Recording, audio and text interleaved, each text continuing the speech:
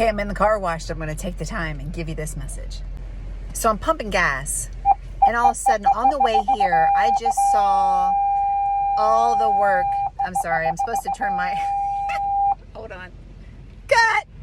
All right, on the way here, I'm just seeing just all the work that we have to do as Christians, you know, just the oppressed, the sick, the poor, like, ugh. So I'm pumping gas. Oh, dang it! All right, there it is. So I'm pumping gas, and here's what the Lord was speaking to me, and this is how my coach, like, changed my life. So growing up, I didn't have anybody tell me that my world, that I could create any kind of world I wanted, because I was alone. Okay? I was all by myself, 7 years old, like, raising myself. And so I created this world where everything was happy. Everything was happy. And so I'm on one of my coaching calls with Coach Anthony Thompson, and I was telling about, you know, we do this charity and pick thing at dinner time, like, you know, what was your charity day, or what was your pick? And I'm like, I never have a pick. And so Coach Anthony asked me, he goes, do you know why that is, Rachel? I was like, no. He goes, because he knew who I was, you know, he understands people, and he's, you know, he knows that he spotted me as an 8 on the Enneagram immediately. And he said, because you created this version of your world as a kid as a protection mechanism. And so then he made me go look at all the ugly stuff. Well, he didn't make me. A good coach just encourages you along. And so I took the journey and healed through a lot of stuff that I, at 52 years old, like, just thought that it wasn't necessary. And I'm here to tell you that it is. And so the way you view the world is the lenses that you put on. So I still, like, my mindset is always positive. I have a positive mindset. Like, I'm always looking to, like, if flight's delayed, hey, it's for our good, you know, like, I don't get upset, like, you know, luggage loss, whatever, you know. And some people, they choose to put on and see only the bad. Now today, for some reason, the Lord wanted me to see the bad.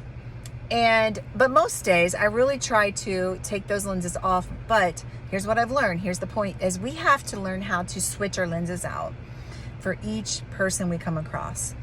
And I love to look at Matthew 6:33 like this, is seek first the kingdom and his righteousness, and all these things will be added to you. So to me, seeking the kingdom first is serving everybody I come in contact with. And if you're going to be in ministry, you better know how to hear people. You better know how to size them up like that. You better know who they are at the core, their personality, because that's how they hear. So you got to learn how, you know, learn these things so you can speak to these people. And so I just want to share that with you today. Real quick message of, now listen, if you're an 8 and everything is sunshine and rainbows all the damn time, I guarantee you've not taken the journey, because most of the time we create these environments as protections as kids, but then we're supposed to, and that's just those things that when you do, I guess, get into ministry, sometimes I realized in the very beginning, like, PTSD is a real thing for people in ministry. It's secondary compassion fatigue, just like firemen, just like police. It's secondary compassion fatigue. So you gotta learn how to do that, to rest, you know, like releasing every single thing, right? The be still. So, all right, I gotta drive my car off now. I got the, what do you call it? It's endless, like it's, I come every day. This baby's shining on the top of the Chrysler building. You hear me? All right, I love you, and there ain't nothing you can do about it. Oh yeah, one last thing. All of you someday I'm gonna people, you would have never put out a video like this. Unedited, you know, like, but see, people just want you real authentic you. So when you get me, you're not getting a perfect edited video. You're just not. I mean, ain't nobody got time for that. You know, ain't nobody got time for that.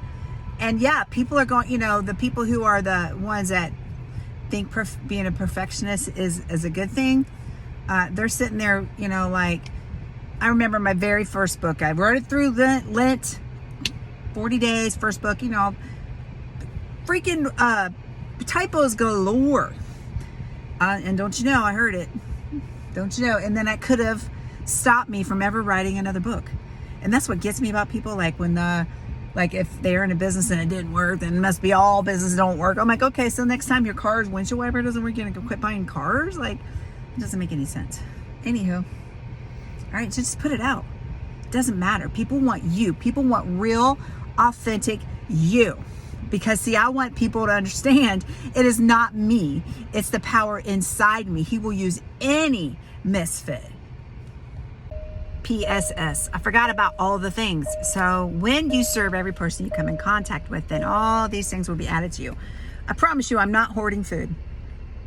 Okay, it says in scripture that those who are obedient, see, when you are obedient to his will for your life, you got immunity. And so remember the famines, but it didn't touch where Joseph was. I don't know. That's just how I look at it. So when you serve every person you come in contact with, you don't have to worry about what you're going to eat, what you're going to wear, what you're going to drink.